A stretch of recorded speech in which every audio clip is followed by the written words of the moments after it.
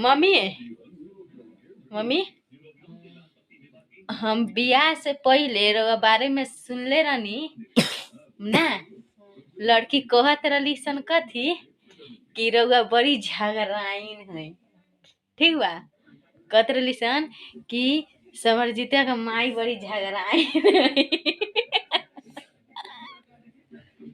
आय सही में का आय आय झगड़ा ना करे। सुनले बानी कि रउआ बड़ी झगड़ाइन है।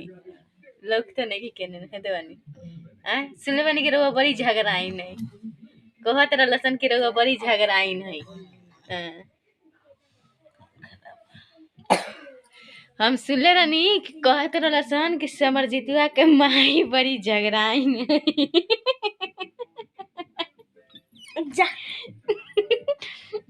हम सुनले रहनी बेटा कि तोर दादी बड़ी झगड़ाइन है। झगड़ाइन है हैं?